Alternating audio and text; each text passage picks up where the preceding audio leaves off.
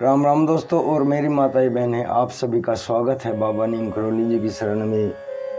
आप सभी का स्वागत है मेरी मैया रानी के दरबार में। मेरी आदि पराशक्ति मानव दुर्गा, हे मेरी परमेश्वरी माता, मेरा जो भी भाई मेरी माताएं बहनें आपकी ये महिमा सुनते हैं, उनके सभी कष्ट तुरंत दूर करो मेरी माँ। सबके घर आओ, सबके घर खुशियाँ बरसाओ माँ, सबके घर खुशियाँ बरसाओ। जय माता की जय श्री राम, जय हनुमान जी की जय, बाबा नीम करोली महाराज की जय, शिव शंकर महादेव, जय श्री गणेश भगवान जी की। ओम श्री सर्वदेवाय नमः। दोस्तों और मेरी माताएं बहनें, आज हम करते हैं श्रीमद् वाल्मीकि रामायण किष्किंधा कांड का 54वां सर्ग। हनुमान जी का भेद नीति के द्वारा वानरों को अपने पक्ष में करके अंगद को अपने साथ चलने के लिए समझाना। जब अंगद व अन्य वानर सुग्रीव के डर से, सुग्रीव के भय से वहीं पर प्राण त्याग देने के लिए संकल्प ले लेते हैं, क्योंकि सीता मैया की खोज पूरी हो नहीं पाती और सुग्रीव द्वारा दिया गया समय भी समाप्त हो जाता है। अतः सभी वानर सोचते हैं कि अब हमें सुग्रीव मृत्यु दंड देगा, इससे अच्छा है हम यहीं पर बिना कुछ खाए पिए प्राण त्याग दें। अब आगे अंगद व अन्य वानरों को हनुमान जी समझाते हैं। ये आगे का पाठ शुरू करते हैं। प्रभु श्री राम जी हनुमान जी की महिमा पूरी सुने। जय श्री राम।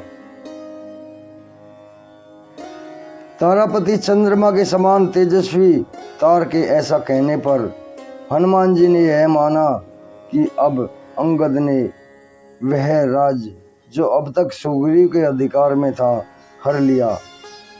इस तरह वानरों में फूट पड़ने से बहुत से वानर अंगद का साथ देंगे और बलवान अंगद सुग्रीव को राज्य से वंचित कर देंगे। ऐसी संभावना का हनुमान जी के मन में उदय हो गया। हनुमान जी यह अच्छी तरह जानते थे कि बाली कुमार अंगद 8 गुणों वाली बुद्धि से, 4 प्रकार के बल से और 14 गुणों से संपन्न है। वे तेज, बल और पराक्रम से सदा परिपूर्ण हो रहे हैं। शुक्ल पक्ष के आरंभ में चंद्रमा के समान राजकुमार अंगद की श्री दिनों दिन बढ़ रही थी। ये बुद्धि में बृहस्पति के समान और पराक्रम में अपने पिता बाली के तुल्य हैं। जैसे देवराज इंद्र बृहस्पति के मुख से नीति की बातें करते हैं, सुनते हैं, उसी प्रकार ये अंगद तार की बातें सुनते हैं। अपने स्वामी सुग्रीव का कार्य सिद्ध करने में ये परिश्रम, थकावट या शिथिलता का अनुभव करते हैं। ऐसा विचार कर संपूर्ण शास्त्रों में ज्ञान में निपुण हनुमान जी ने अंगद को तार आदि वानरों की ओर से छोड़ने का प्रयत्न आरंभ कर दिया।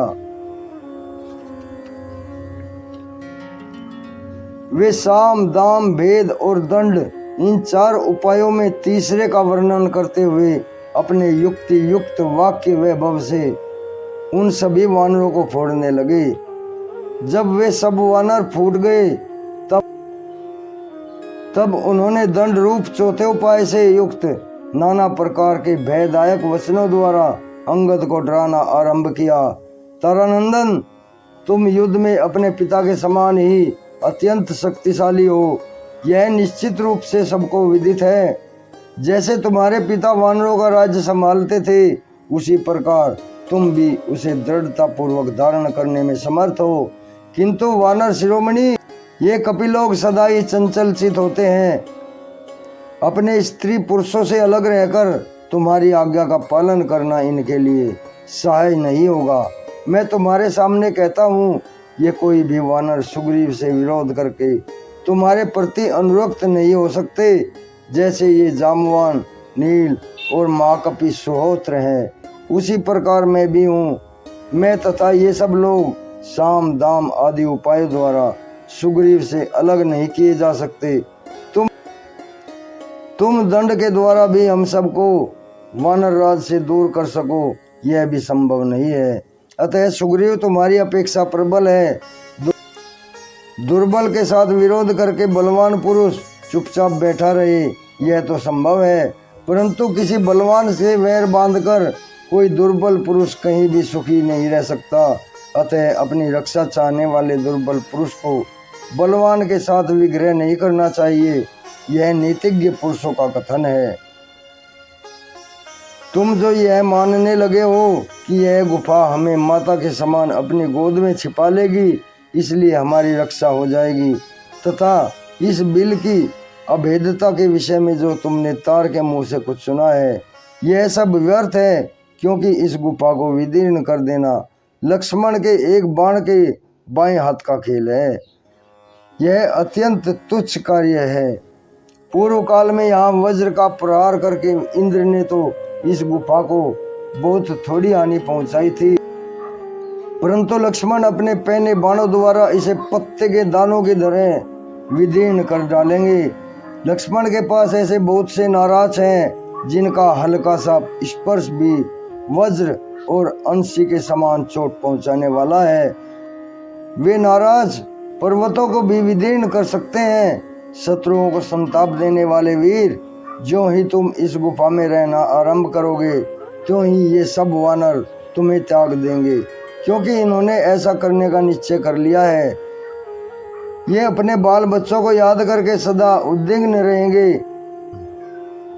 जब यहाँ इन्हें भूख का कष्ट सहना पड़ेगा और दुख सैया पर सोने या दुर्व्यवस्था में रहने के कारण इनके मन में खेद होगा, तब ये तुम्हें पीछे छोड़कर चल देंगे।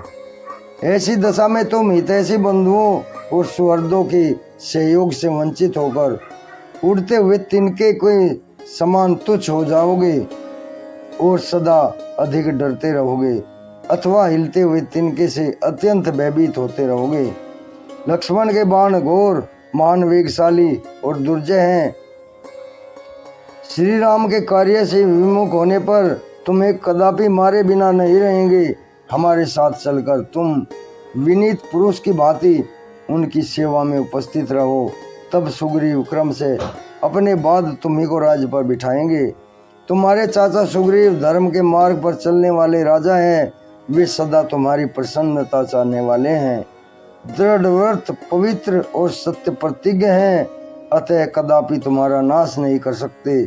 अंगद, उनके मन में सदा तुम्हारी माता का प्रिय करने की इच्छा रहती है। उनकी प्रसन्नता के लिए ही वे जीवन धारण करते हैं।